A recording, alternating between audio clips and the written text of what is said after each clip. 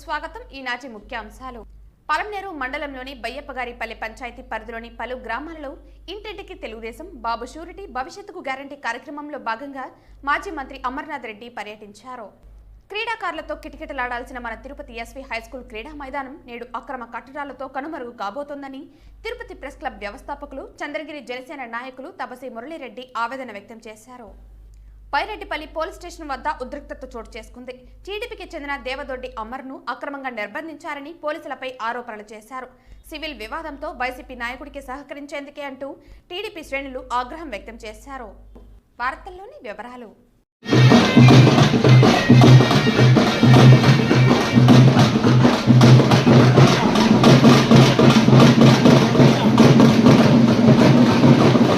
పలమనేరు మండలంలోని బయ్యప్పగారిపల్లి పంచాయతీ పరిధిలోని ఊసరపెంట, కాలువపల్లి, మండిపేట, కోటూరు మరియు చెత్తపెంట గ్రామాలలో ఇంటింటికి తెలుగుదేశం బాబు షూరిటీ భవిష్యత్తుకు గ్యారంటీ కార్యక్రమంలో భాగంగా మాజీ మంత్రి అమర్నాథ్ రెడ్డి పర్యటించారు. మరియు పలువురు టీడీపీలో చేరిక, మాజీ మంత్రి సమక్షంలో పలువురు వైకాపా నాయకులు తెలుగుదేశం పార్టీలో చేరారు. మండిపేట, కోడూరు గ్రామానికి చెందిన సంతోష్ నాయుడు, కొల్లా బాబునాయుడు, ప్రకాష్లతో పాటు వారి అనుచరులు పార్టీలో చేరారు. ఈ సందర్భంగా మాజీ మంత్రి వారికి టీడీపీ కండువా కప్పి సాదరంగా పార్టీలోకి ఆహ్వానించారు.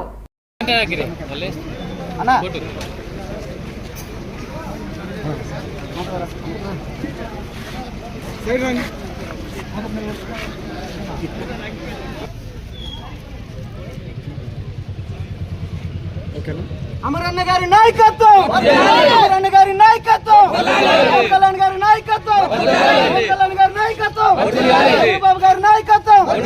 జై జనసేన, జై జనసేన, జై తెలుగుదేశం.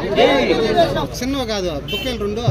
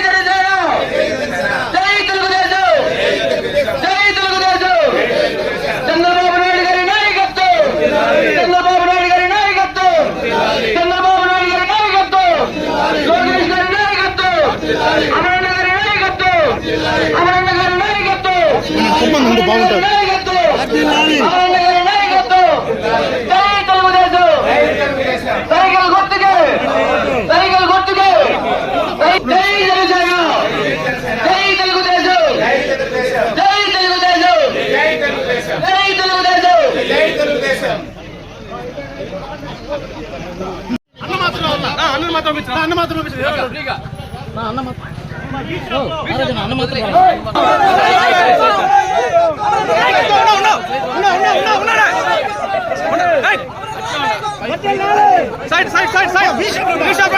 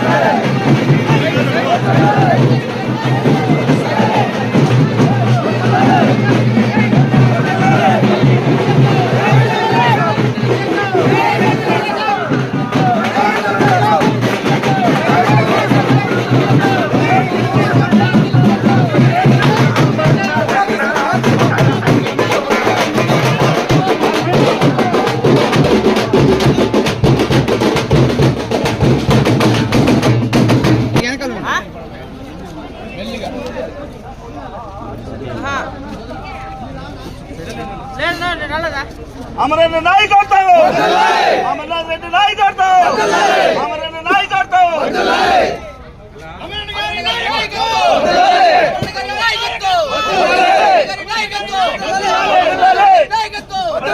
చంద్రబాబు నాయుడు గారి నాయకత్వం, జై తెలుగుదేశం, జై తెలుగుదేశం, జై తెలుగుదేశం. చంద్రబాబు నాయుడు గారి నాయకత్వం, చంద్రబాబు నాయుడు గారి నాయకత్వం, పవన్ కళ్యాణ్ గారి నాయకత్వం, జై తెలుగుదేశం.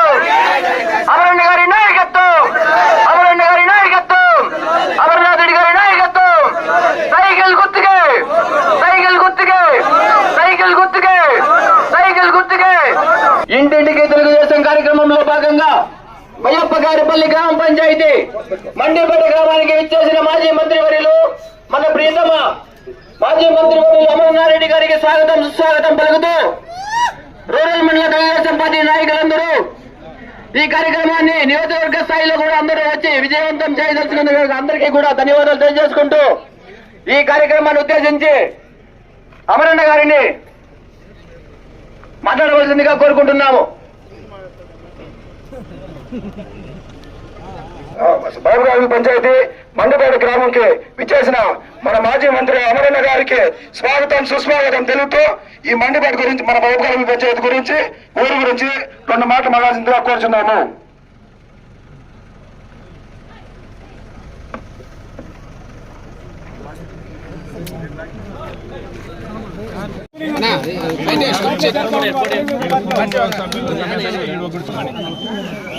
పేర్లు పిల్లలు వెంకటేష్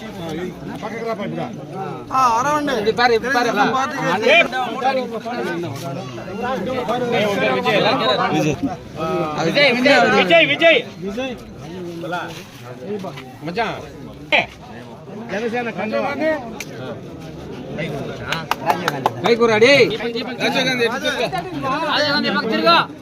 ఇప్పుడు మహేష్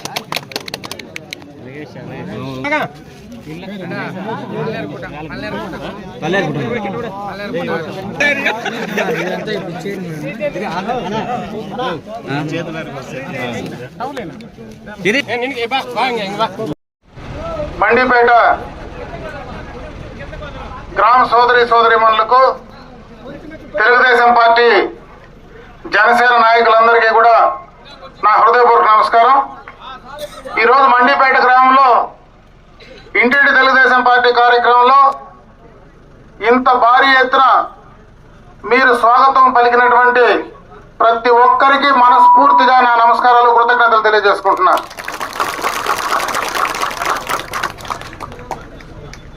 ఆది నుంచి కూడా ఈ గ్రామం ఎప్పుడు తెలుగుదేశం పార్టీ కంచుకోటలాగా ఉండేటువంటి గ్రామం.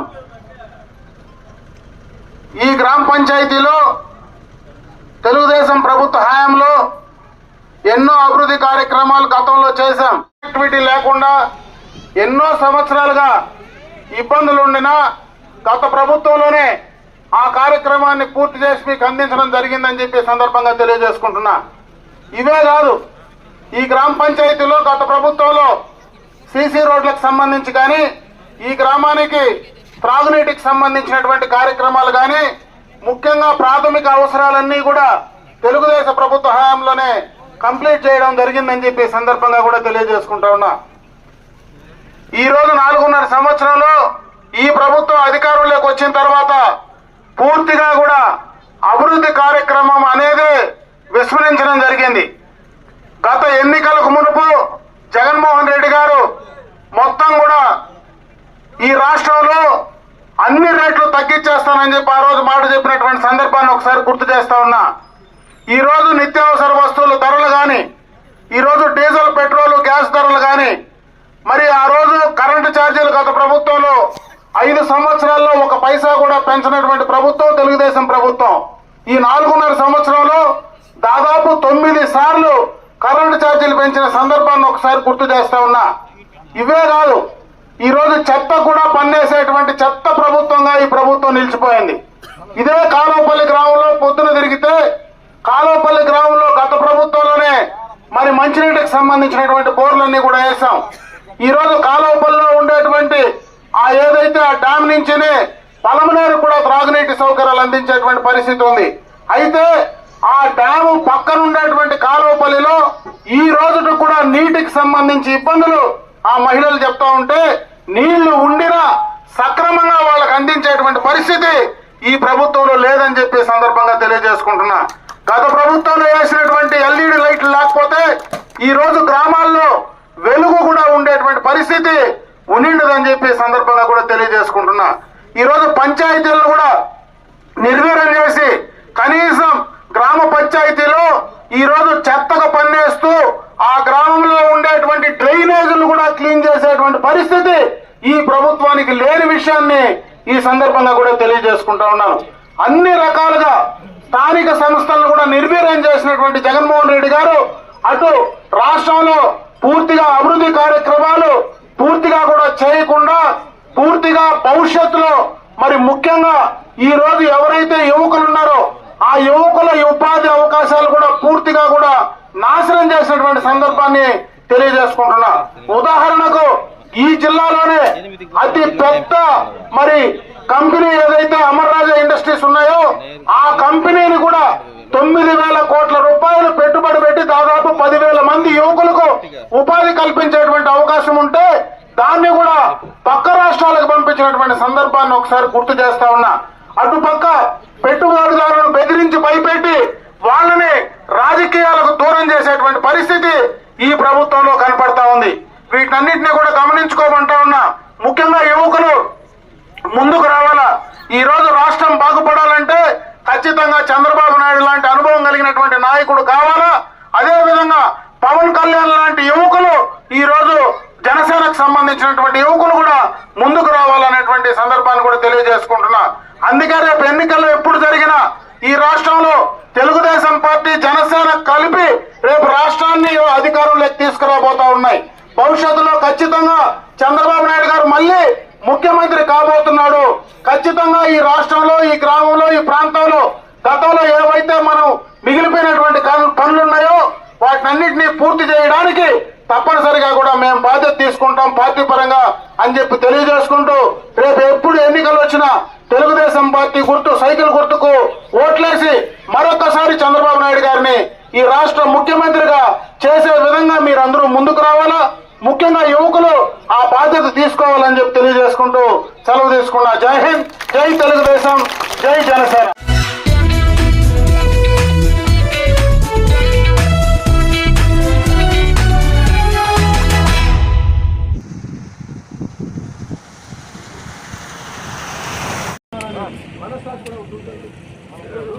దేవదొడ్డి గ్రామంలో వైసీపీ నాయకుడికి టీడీపీ నాయకుడికి మధ్య భూ వివాదం చోటు చేసుకుంది. టీడీపీ నాయకుడికి అనుకూలంగా కోర్టు తీర్పు ఇచ్చింది.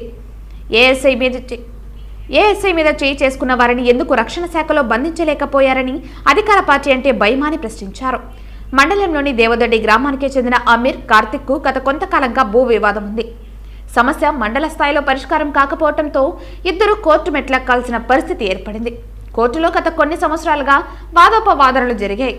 కోర్టు సదరి గ్రామానికి చెందిన అమీర్ కు అనుకూలంగా తీర్పు రావటం జరిగింది. కోర్టులో తీర్పు అనుకూలంగా రావడంతో అమీర్ తన స్థలంలో గోడ నిర్మించడానికి పనులు చేపట్టారు. కానీ కట్టిన గోడను వైకాపా నేత కార్తిక్ తన కుటుంబ సభ్యులు కలిసి గోడను కూల్చివేశారు. ఇద్దరి మధ్య వాదోపవాదాలు జరిగి తనకు అన్యాయం జరిగిందని రోడ్డుపై బైఠాయించి నిరసన వ్యక్తం చేశారు. ఒక్కసారిగా బైరెడ్డిపల్లి పోలీసులు బుధవారం సర్పంచ్ ముంతాజ్ బేగం అమీర్ను రక్షణ శాఖలో కూర్చోబెట్టడం జరిగింది. విషయం తెలుసుకున్న తెదేపా మండల అధ్యక్షులు కిషోర్ గౌడ్, కార్యదర్శి సుబ్బన్న, పలమనేరు తెలుగు యువత అధ్యక్షులు భువనచంద్ర గౌడ్, నాయకులు, కార్యకర్తలు పెద్ద సంఖ్యలో రక్షణ శాఖ చేరుకుని జరిగిన సమస్యపై నిలదీశారు.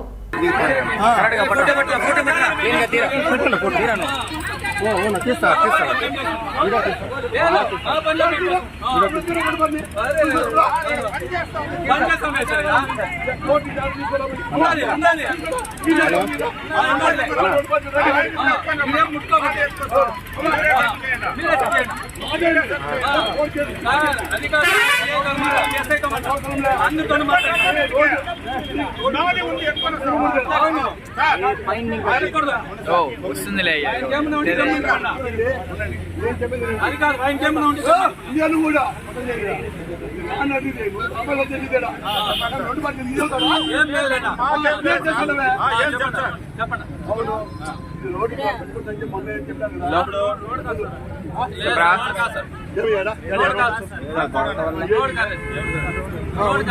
అదే సైడ్ సరౌండ్ చేస్తాం మళ్ళీ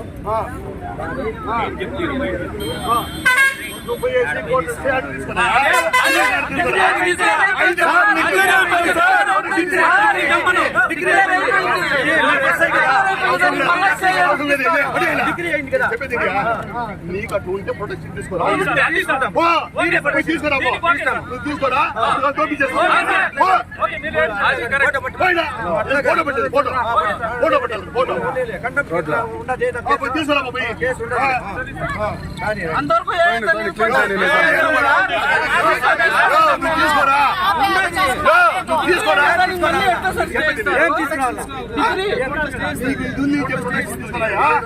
అది అంటాం కదా ప్రొటెక్షన్ టీవీ మాది తీసుకోరాయా మేము వస్తాము నువ్వు రోడ్ ఏమి నిలుపుతావా రోడ్ ఎవరు ఏం నిలుపుతావా ఎవరు రోడ్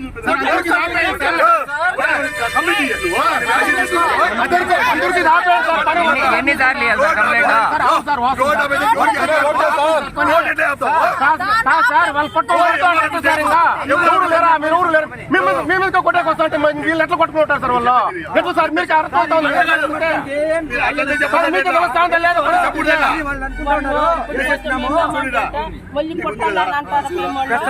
తీసుకురా అందరూ కాపాడు సార్ ఇది మీరు సెటిల్ చేసే ఎంతో కాపాడు కోర్టు నుంచి తీసుకురా ఉంటాయి సార్ కాదు రోడ్లు ఆపుతావు నువ్వు రోడ్ ఆపుతావే రోడ్ కేసు కదా ఉండండి కేసులు దండిగా ఉన్నాయి సార్ కేసులు కట్టినప్పుడు మేమేం నా పార్టీ ఇప్పుడే దండిగా ఉండాలి ఇప్పటికే దండిగా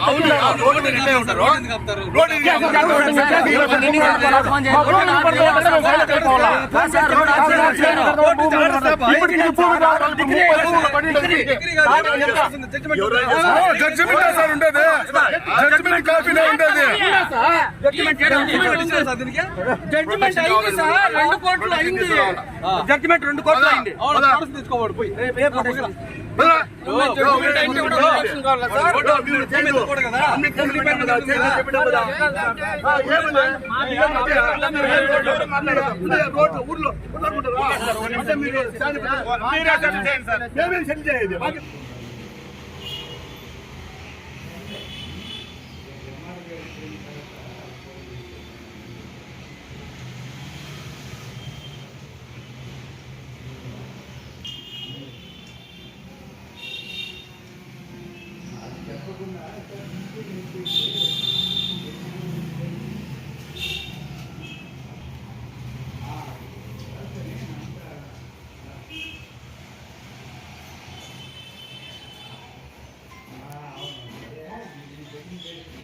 నా పేరు ఆజాద్ అండి. నేను అమీర్ బాషా కొడుకు. మాది దేవతకి. మా ఇంటి ముందర జాగా విషయమై కనీసం ఒక 12 సంవత్సరాల నుంచి కోర్టులో కేసు నడుస్తుంది. Palamaner junior court, Chittoor senior court 2 కోర్టులోనూ మాకు జడ్జిమెంట్ అయింది. మా దగ్గర కాపీస్ కూడా ఉన్నాయి, డిగ్రీ కాపీస్ ఉన్నాయి. అయినా కానీ మా పైన దౌర్జన్యంగా 2 సార్లు లాస్ట్ టైం కూడా వచ్చి నన్ను ఫ్రాక్చర్ చేసినారు. మళ్ళీ ఈరోజు వాళ్ళు మొత్తం గ్రూప్ అంతా వచ్చి 13 మెంబర్స్ అంతా బెంగళూరు నుంచి పిలుచుకొని వచ్చి దౌర్జన్యం చేసి ఆడంతా ఇప్పుడు కన్స్ట్రక్షన్ స్టార్ట్ చేసినారు. దానికి మేము అడ్డుపోయిన దానికి పోలీసు వాళ్ళు మధ్యాహ్నం మా నాన్నని తీసుకొని వచ్చి ఫస్ట్ బయటపల్లికి తీసుకొచ్చిన ఇద్దరిని రమ్మన్నారు. ఇద్దరు వచ్చినట్టు మేము వచ్చాము, వాళ్ళు వస్తారనుకున్నాము కానీ వాళ్ళు రాలేదు. సిఐ సారు మా నాన్నని తీసుకొని సరే మాట్లాడదాము అని గన్నవరం రమ్మన్నారు. చెప్పండి. మధ్యాహ్నము మా నాన్నగారిని సిఐ రమ్మన్నారనేసి తీసుకొచ్చారు బయటపల్లి పోలీసు వాళ్ళు. తీసుకొని వచ్చిన తర్వాత మళ్ళీ అక్కడికి వచ్చిన తర్వాత నేను ఎందుకు చెప్పినాను, నేను చెప్పలేదు అని మళ్ళీ రిటర్న్ పంపించేశారు. రిటర్న్ వచ్చిన తర్వాత మళ్ళీ బయటపల్లి వచ్చిన తర్వాత మా నాన్న మళ్ళీ సీఎం గారు పిలుస్తున్నారని చెప్పి పిలుచుకొని వచ్చినారు. వచ్చి అక్కడ ఏం చేసినారో ఇంతవరకు మా నాన్న అయితే మధ్యాహ్నం నుంచి నాకైతే కనపడడం లేదు. మా నాన్నగారు ఎక్కడున్నారో నాకు చాలా భయంగా ఉంది. ఆయన అసలే డయాబెటీస్ పేషెంట్స్, హార్ట్ పేషెంట్, నాకు చాలా భయంగా ఉంది. మా నాన్నని ఏం చేశారనేది వీళ్ళు పోలీసు వాళ్ళ వల్ల మా నాన్న చాలా తొందరగా ఉందని నేను మా నాన్నని కాపాడి మాకు న్యాయం చేయాలని వేడుకుంటున్నాను.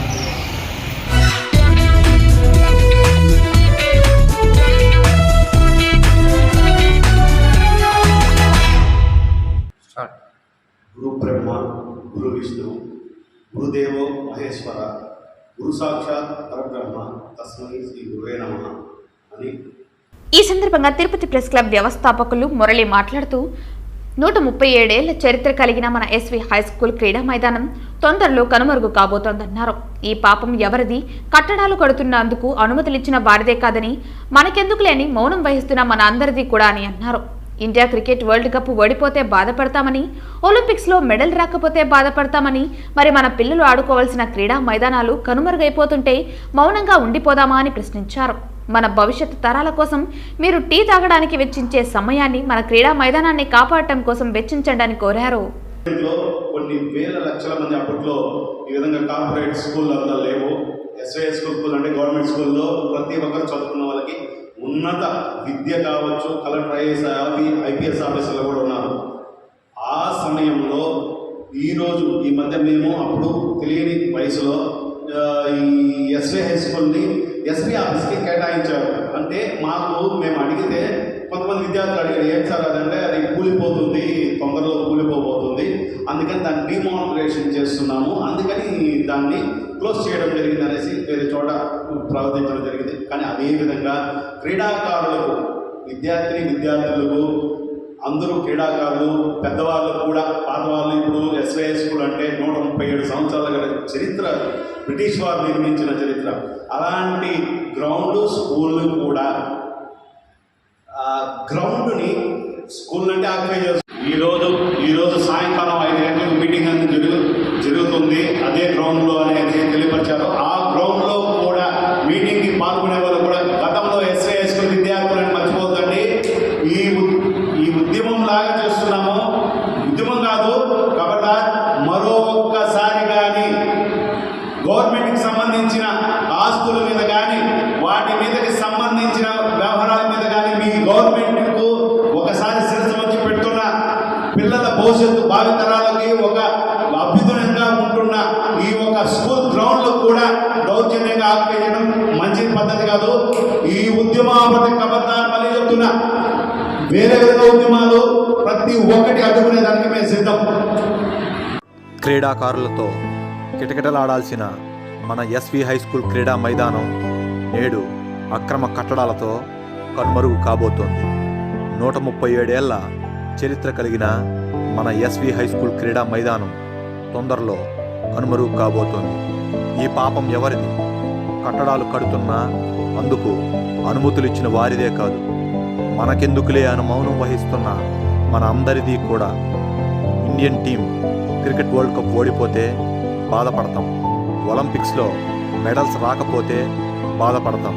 మరి మన పిల్లలు ఆడుకోవాల్సిన క్రీడా మైదానాలు కనుమరుగైపోతుంటే మౌనంగా ఉండిపోదామా? క్రీడా ప్రేమికులారా, తిరుపతి వాసులారా, ఎస్వి హై స్కూల్ పూర్వ విద్యార్థులారా, మౌనం వేడండి. ఈరోజు అనగా జనవరి 31వ తేదీ సాయంత్రం 5 గంటలకు ఎస్వి హై స్కూల్ క్రీడా మైదానం నందు సమావేశమై మన మైదానాన్ని ఎలా కాపాడుకోవాలో నిర్ణయించుకుందాం. మన భవిష్యత్ తరాల కోసం మీరు టీ తాగడానికి వెచ్చించేంత సమయాన్ని మన క్రీడా మైదానాన్ని కాపాడుకోవడం కోసం వెచ్చించండి.